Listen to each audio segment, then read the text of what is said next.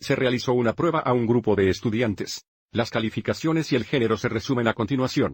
Se nos pidió determinar dos probabilidades condicionales y, si bien podríamos usar esta fórmula que se proporciona a continuación para una probabilidad condicional, creo que para estos dos ejemplos, usaremos nuestras habilidades de razonamiento y la información de la tabla para determinar las probabilidades. Entonces, para el número 1, si se selecciona un estudiante al azar, encuentre la probabilidad de que el estudiante recibió una C dado que el estudiante es mujer. Y el número 2, si se selecciona un estudiante al azar, encuentre la probabilidad de que el estudiante sea mujer. Dado que el estudiante recibió una C entonces, de nuevo, para el número 1, queremos encontrar la probabilidad de que el estudiante recibió una C dada, sabemos que el estudiante es mujer, tan dada hembra. Para el número 2, queremos encontrar la probabilidad de que el alumno sea femenino. Sabemos que el alumno recibió una C, así que aquí tenemos una probabilidad de femenino. Dado que el estudiante recibió una C, entonces, al considerar estas probabilidades condicionales, queremos centrarnos primero en lo que sabemos que se da.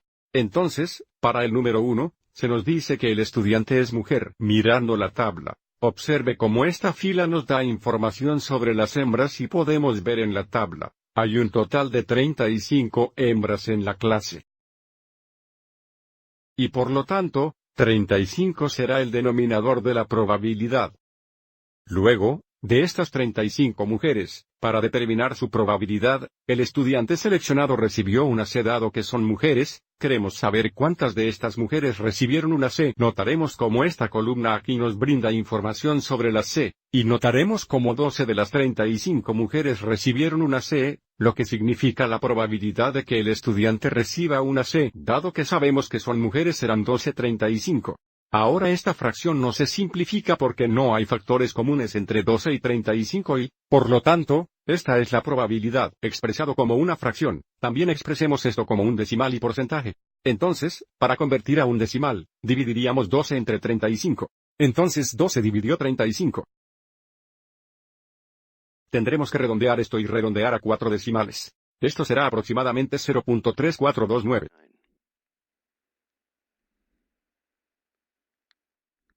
Como porcentaje, esto sería del 34,29%.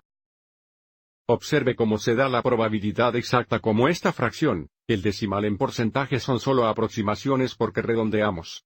Ahora para el número 2, queremos encontrar la probabilidad. El estudiante seleccionado es femenino. Sabemos que el estudiante recibió una C, así que aquí estamos. Sabemos que el estudiante recibió una C, así que volviendo a la mesa, comencemos por determinar cuántos estudiantes recibieron una C. Y nuevamente, podemos determinar el número de CS de esta columna aquí.